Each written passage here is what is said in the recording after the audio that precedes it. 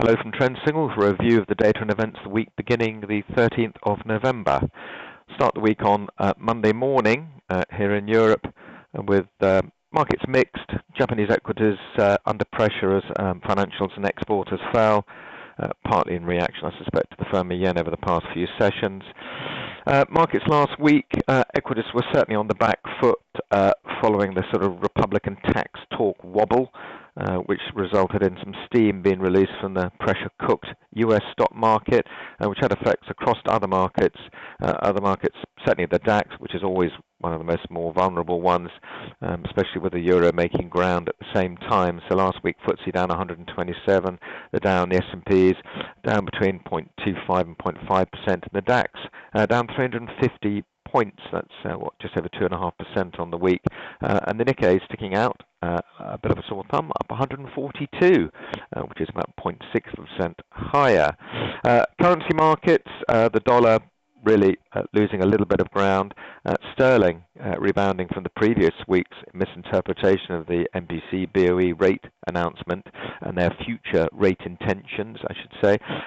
A decent press conference on Friday re-Brexit negotiations also gave sterling an added lift around lunchtime. But Monday morning, we awoke to see a report in the White Times suggesting that there are now 40 Conservative MPs that could sign a no-confidence petition in Theresa May, which could spark a leadership challenge, although we're not hearing much from any potential leaders should that happen. But sterling on Monday morning down just under 1 cent versus the dollar from Friday's close, that is. Other markets, gold down $6. Really, I think despite the fall in the dollar in the latter part of the last week, which you would expect would normally help a dollar-based commodity like gold, gold's failed to push through key sort of resistance level and fell $10 on Friday. I think news about the 8-year low in gold demand published Thursday probably didn't help. As far as the oil market's concerned, up $1.60 for Brent and $1.16 for WTI, so pushing ahead again. I think the potential threat of a proxy war in Lebanon between the Sunni Muslims, backed by Saudi, I should say, and the Shia Iran-backed Hezbollah has underpinned, I think, the oil market, although the market hasn't really moved much since it made that 20-month high last Monday, so this time last week. Let's go and have a look at the data and events. Inevitably, sterling market's going to be very reactive to any news regarding Theresa May's government and this report in the Times regarding the no confidence vote. But yeah, quite a few analysts don't expect a leadership challenge at this stage, though. But politics can move quite quickly if and when it does unravel. Leaving sterling, then the UK aside, the rest of the world, the focus appears to be still on Donald Trump and the final leg of his Far East tour. At this APEC forum in Da Nang in Vietnam, Trump stated the US was no longer willing to tolerate chronic trade abuses.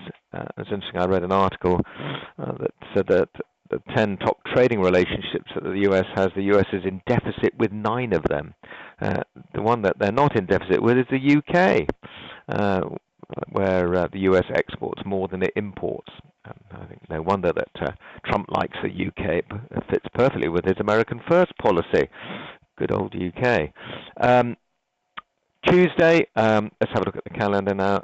Chinese industrial production will wake up to that on Tuesday morning. The all-important UK inflation data, the UK CPI, looking for another uptick there to 3.1%. I suspect the currency will be very focused on that.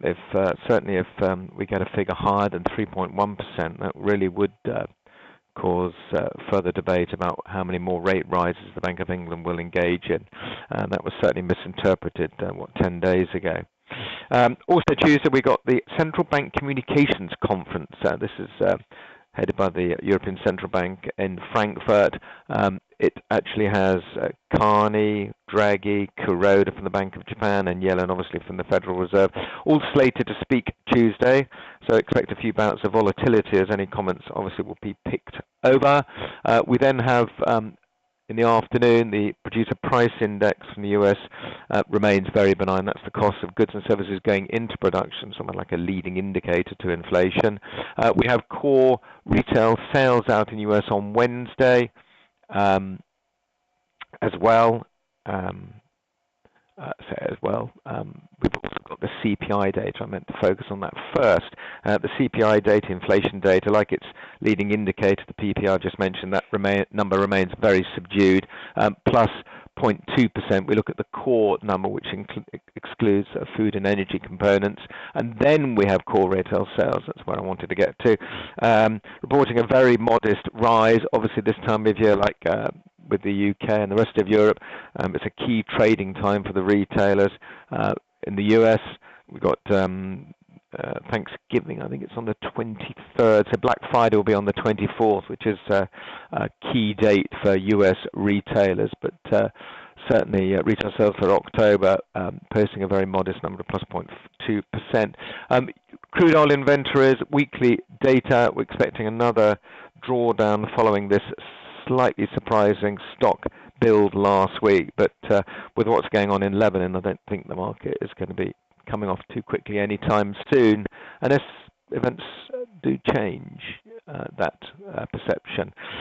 Thursday, we have UK retail sales, looking for an improvement from the fairly dire minus 0.8 reading in September. Worrying times for retailers, though, as they approach this key Christmas trading period. We'll see how that number is. I suspect it might be slightly better than plus 0.2%. That's at 9:30 on Thursday morning.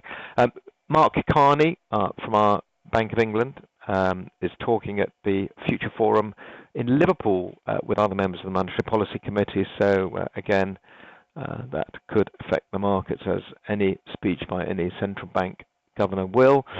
Friday morning, we have our sixth central bank speech this week. Head of a central bank, I should say this week. Tongue-tied.